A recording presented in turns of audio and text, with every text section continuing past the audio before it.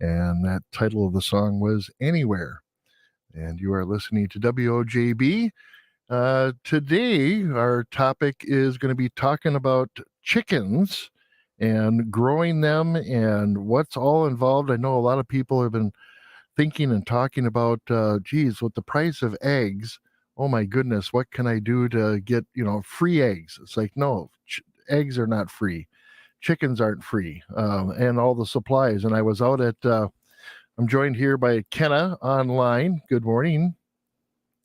Oh, I don't hear you. You must got to check your microphone. And you do that. There, I heard a click. And I'm also joined by Laura Merchant here in the studio at WOJB. She runs the agricultural farm for the extension. Good morning. Good morning. Good morning. There you are. Kenna, are you still with us yet? Can you hear me now? Oh, I can hear you now. Yes. Yay. So, Fleet Farm came out with this paper talking about getting your chick orders in already. And I'm sure people are out there thinking, oh, this should be easy. And they even have all the supplies there and the hen houses. And it's like, no, you might want to be, it's like getting a bunny at Easter. Do you really, do you want to do that sort of stuff? So, Kenna, you are a local chicken raiser, chicken farmer. Correct. I think you even have a chicken as a pet in the house. Yes, I have chicken wing.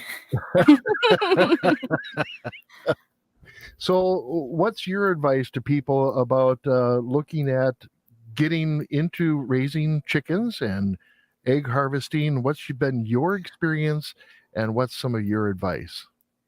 So, first of all, chicken math is legit. You go out thinking you're going to get 6, you come home with 12, and another year later, you're going to have, I don't know how many. Two, the really big thing is just because they sell chicken coops at a store, they are not meant for our area for the winters. Yeah. So it's a misconception that you can just buy those coops and you're good. We definitely need to have coops for our chickens here that are able to hold the heat. Those coops do not hold heat at all. It escapes. So even if you are helping with the heating, the chicken coop is going to lose that heat and you're still going to have frostbite chickens, if not dead chickens. Yeah. So that is a really big misconception. So I really want to make sure people understand that. Laura, maybe you could help me with this. How big of a space do you need for a coop and the free area and the fencing that's, critter protective? And, we got a lot of animals out there that are looking for chickens. How do we protect against that? So for space requirements, the minimum for poultry space requirements is 3 square feet per bird. And that's like absolute minimum. And that's including their outdoor space. If you have a chicken run, like a fenced in area for them, I would recommend more than that, like a minimum of 5 square feet per bird, just for their health and happiness. Some recommendations even say up to 10 square feet per bird. The more space that you have, the happier and healthier they're going to be. Yeah. So that's something to consider too when you're thinking about how many birds do I want and what is the space I already have. Where are you planning to put your coop and your run? Are you going to fence them in all the time? If you're going to keep them enclosed in a fence and in a coop, that those space requirements get even larger because they need space to, interact with each other safely and have enough space to separate from each other if they need to, because they're not always nice to each other. So you need to have plenty of space for them. Wow. And Kenna, you were talking about coops for this type of temperate weather here in Wisconsin. What do you do for heating? If there's is it just straw or hay, and the chickens produce that themselves, or is there a little assistance in that? So I'm one of those that goes against the rules. A lot of people dislike using heat lamps. I actually have a setup with mine where I actually do use heat lamps and those heaters that look like little TVs, but they're not. They're little heaters that you're on the wall. And my coop is insulated. Now my walls on my coop are So my husband was explaining this to me. They are 2x6s. So that means I have 6 inches of insulation in between my outside wall and my Oh, inside wall. And that's full of okay. insulation. And really, my coop stays pretty warm. So Now, and on average, what temperature is best for chickens? well, I know my coop, I tend to keep it around the 30-degree mark. That way they can still go outside and it's not like a huge difference. Everybody else's ideas might be a little different, but that's just kind of what I like to keep mine around in the wintertime. Obviously, their body heat is going to be warmer than what my temp says. Okay. But again, I just want to make sure it's not like a huge difference from outside, but at the same time, not like they're going to freeze. Okay. You can also keep an area in your coop that's sort of a warming area. So if you have a larger coop, you can create an area that's a little bit more protected, where you would then have your heat lamps or whatever heaters you have. We also use heat lamps at the farm, and for my poultry at home, I also use heat lamps. But one of the things that is a little bit safer than heat lamps is they make these panel heaters now, Yeah, where that's what I have too. yeah, it's like a panel heater that sits inside your coop, so the chickens can get as close to it as they want to without being Okay. harmed. Sure. And so if they're cold, they can get closer to it. If they're warm, they can move away from it. And so it's kind of allowing them to decide how warm they want to be and giving them a place where they can go to be warmer if they want to. Sure. And then now we talked about the coop and the size of the coop and the free range area. What supplies do we need to look at, Laura, as far as, hardware? We know we got to have chicken feed, but what other hardware do you need for the feed and for nesting hens? So I would say before you even consider getting baby chicks, you want to make sure that you have the supplies that you need for the coop. So like even when they're baby chicks, you need supplies for them. You need shavings for them to, be on. You need some kind of container for them when they're babies. A lot of people will use like a large plastic tote or, um, that you can also use a large cardboard box, or you can make a brooder. I made a brooder out of plywood and it's just a square box. Yeah. So when they're babies, they need more heat. They need a heat lamp on them all the time. Sure. They need, fresh water and feed, and they need small waterers that they can't fall in. I have learned the hard way when I was a child, the first time we got chickens, that you don't just want to put like a dog water bowl in there. That's not a good idea. So you dear. definitely want to make sure you have the right kind of supplies when they're babies to make sure that they're safe. And then when they're older, you're going to need, adequate sized feeders and waterers to feed however many poultry you have. So for instance, at the farm, we have about 25 birds. We have 2 5-gallon waterers, 2 5-gallon feeders, and that seems to be perfectly adequate for them. But you want to, prevent them from bullying each other for food and water. You want to make sure that they have space, that there's 2 places to eat, 2 places to drink if you have a decent amount of birds. Sure. Yeah. Do some birds get kind of protective of that watering or food space, and they fight over that? There's definitely a pecking order. That's yes. You will definitely notice that there will be some birds that will fall to the bottom of the pecking order and be bullied by the other birds. It's just part of kind of the flock dynamic. Sure. So having 2 places where they can get food and water really helps with that. And then for, once they get old enough, you're going to need nesting boxes. And there's a lot of different recommendations for how many boxes per how many birds. We have 9 nesting boxes at the farm, and for 25 birds, that's more than enough nesting boxes. Okay. I think they say, like if you read the recommendations online, they'll say 1 box per every 3 laying hens. So you can do the math on that if you intend to have a lot of chickens. Sure. Yeah. Kenna, what's your experience with what type of chickens? There's several breeds. So what's the better breeds to have for egg laying? And then what breeds are better for meat? So I'm not really into the meat thing, but I do have a person that purchases eggs from me, and he likes his Cornish hens for butchering. As for breeds for egg laying, like your common ones are going to be like your Rhode Island Reds, your Barred Rocks, you know, your pretty much the ones that L&M pretty much keeps in stock are going to be your primary egg layers. Now, if you want to go and have some cool colored eggs, that's where you get into like the Easter eggers and things like that. Okay. But that's where like you want to research what do you want to have? Like, are you just focused on just eggs, or do you want to have colorful eggs? There's kind of a little bit of research to go into that, but Yeah, and they do. I'm not sure all the different things they order in the pre-order, what they offer. Cornish, they say Cornish cross chicks. Laura, yeah, what's those that are mean? your meat birds right now that they have on Oh, sale. okay. But I I will think say- they also you can pre-order your egg layers too, if I remember correctly. Okay. I will say that with the Cornish cross, I would personally reserve those only if you're very seriously intending to do meat birds. The Cornish cross are bred to gain weight extremely fast. Okay. So unfortunately, if you raise them past when they should be butchered, they end up with all kinds of very sad health problems. Yes.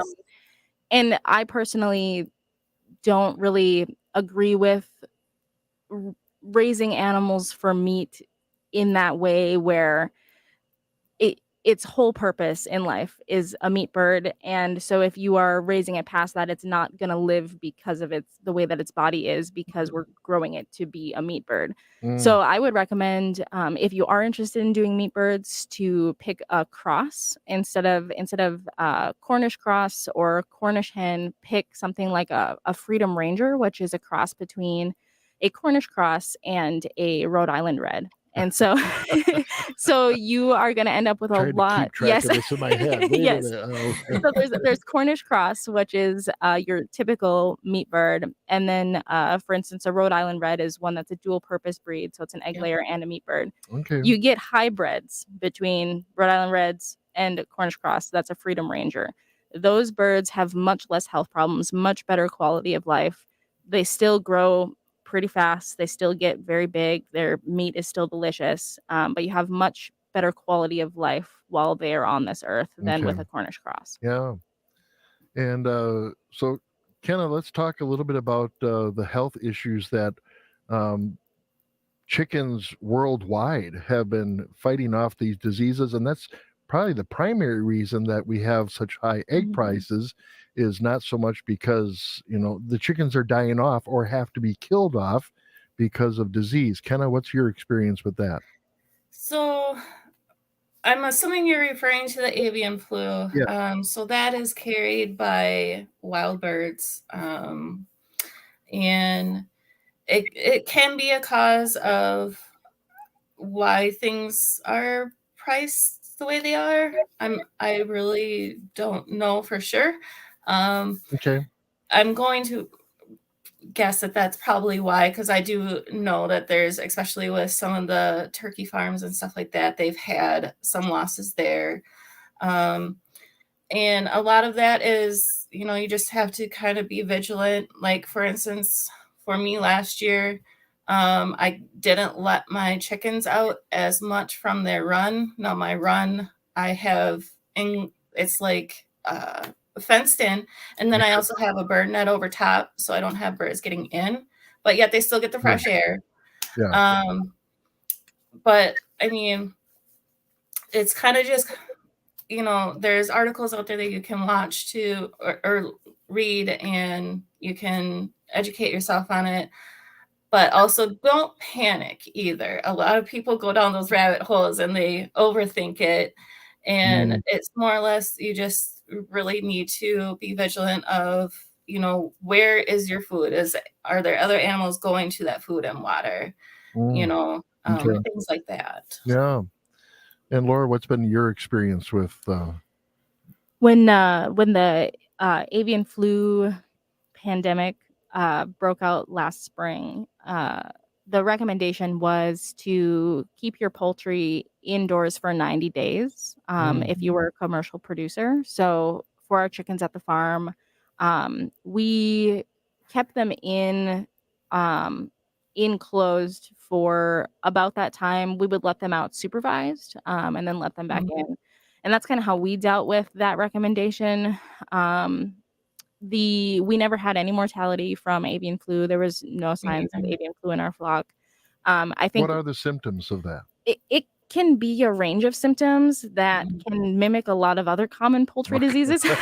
But a lot of Kind of like COVID. yes, with kind of like humans. COVID. And actually respiratory symptoms are one of the main symptoms of avian flu. So they get a snotty nose, they sneeze, they may make gurgly sounds when they breathe. Their combs and wattles, so like the fleshy parts of their face, may look very, very red or very, very pale. Okay. There may be signs of anemia and things like that. They may have runny poops, like pretty much your general sickness symptoms. But with the avian flu, there's no cure. And so if they get it, you monitor them and just hope for the best. So. Sure. Do you do some separation then as well with the Yeah, flocks? if in general, if you have sick poultry, you should be prepared to have an isolation cage outside of where your other poultry are, no matter what kind of disease it is. So, especially with stuff like the avian flu, stuff like Marek's disease, if you suspect any of those kind of symptoms, you definitely would want to isolate. But I would chance to say any symptoms of disease, isolate those birds until they're better, and then monitor the rest of the flock. Sure.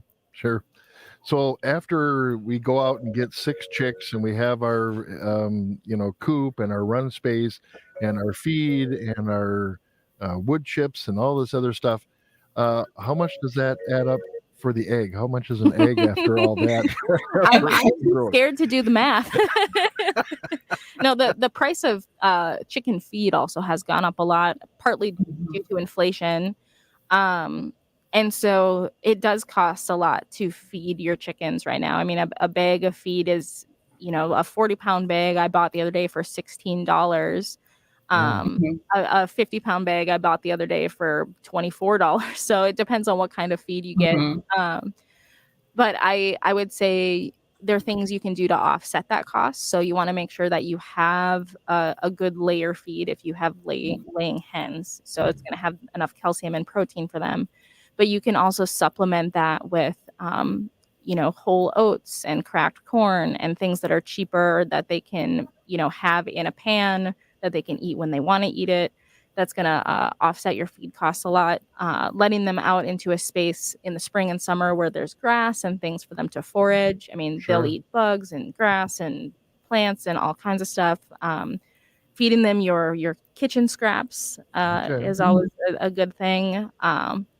Well, that kind of stuff is really going to offset your feed costs. How about you, Kenna? What's the best practice for you with feed and costs? And so I actually have a lady that I get some bulk feed from. She actually works with her local feed mill, and this is from Barron, so I have no idea where the feed mill is. And then I mix that with layer feed, and then all flock, because I do have some roosters, and being you have roosters in there, you don't want to give them overabundant of calcium either. That can cause some health issues. But I have noticed since I've started mixing her feed in with what I was doing, it has cut the cost down. And then in the summertime, my chickens really don't eat a heck of a lot of my food, my chicken food, because they're getting scraps from the garden all the time. And that is a huge help. Yeah. Speaking of roosters, why would you have a rooster, and how do they differ from the hens, Kenna? So for me, first of all, I went around to my neighbors and made sure everyone was okay with it, because they do not just crow in the morning. Yeah. They crow all day long. Oh. And for me, I do not raise chicks. I just have them there to protect my hens. Like if I'm always letting my hens out supervised outside of their run. It's never when I'm not there. But well, I cannot watch them at all times because they kind of spread out a little, but he kind of helps keep an eye on all of his ladies. So for me, it's more of an extra set of eyes, and he likes his ladies, so therefore he wants them all safe. Sure. Now, if you're breeding them, of course, you need a rooster to have babies, but you Yeah. do not need a rooster to have eggs. So, Yeah, right. well, plus they're beautiful. Yeah. Mhm. But like you said, they are noisy.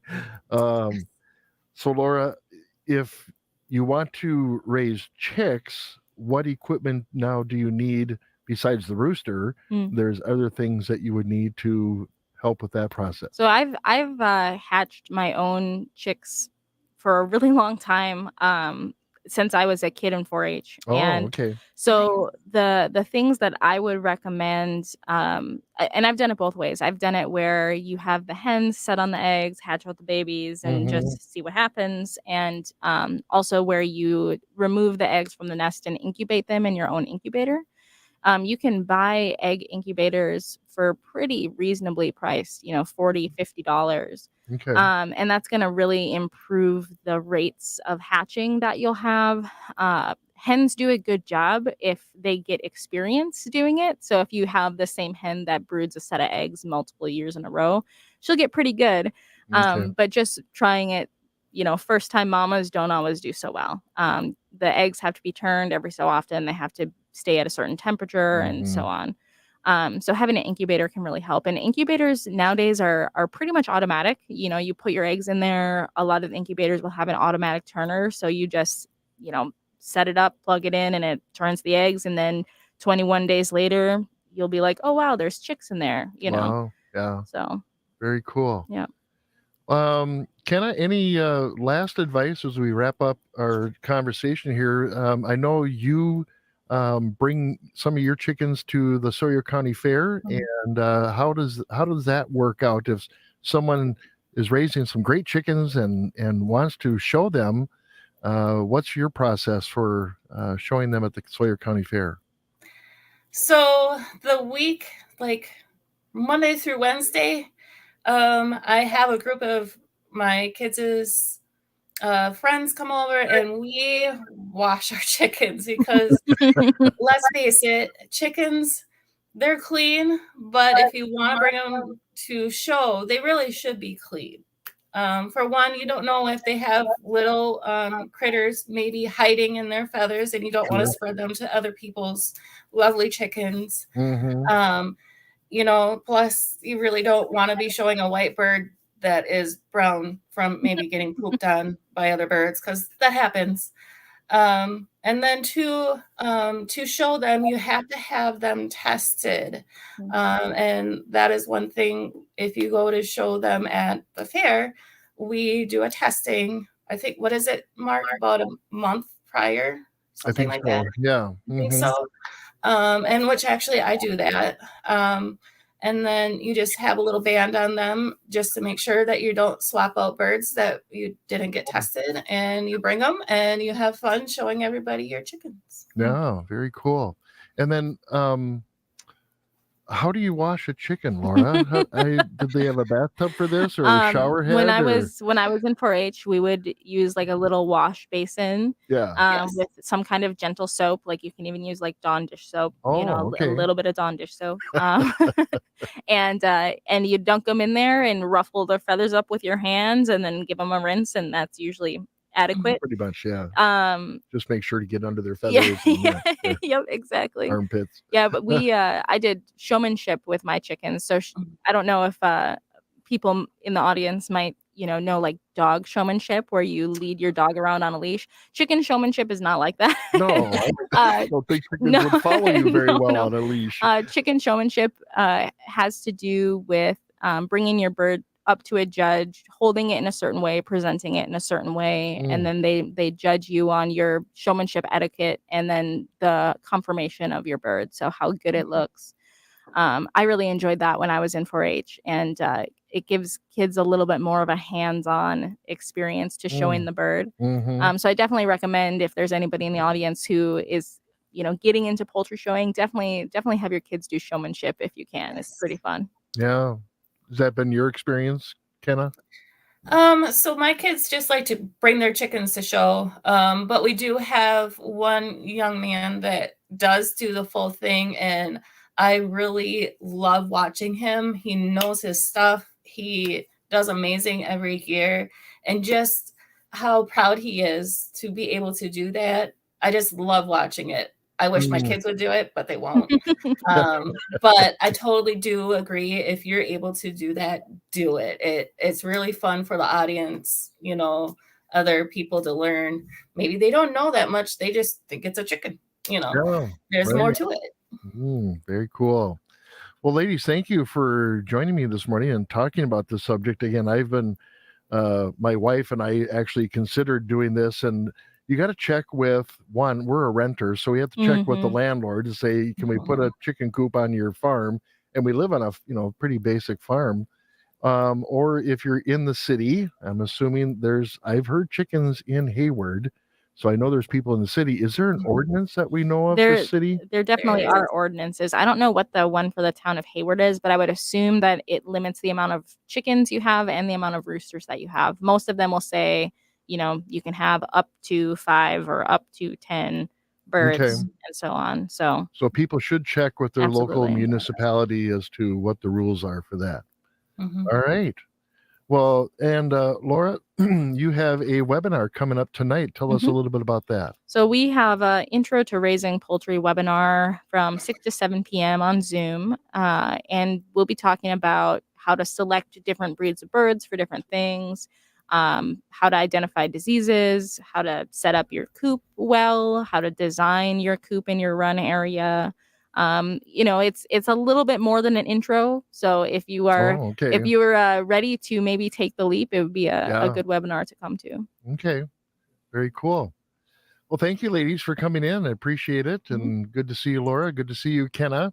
And where's Chicken Wing? Do you have Chicken Wing nearby? No, I couldn't bring her to work. Oh. My boss said I probably could have, but I really didn't want to push my limits with the rest of the area that I'm in. Bring your chicken to work day. Yes. Start that. She's actually been here because she had to go to school for a couple days for a science class, so she did get to come here after school. And Kate actually enjoyed it. A few of the customers heard her in the background and asked to see her, and that was pretty cool, but I didn't want to push my limits. Yes. All right. Well, thank you, ladies. And if you want to check out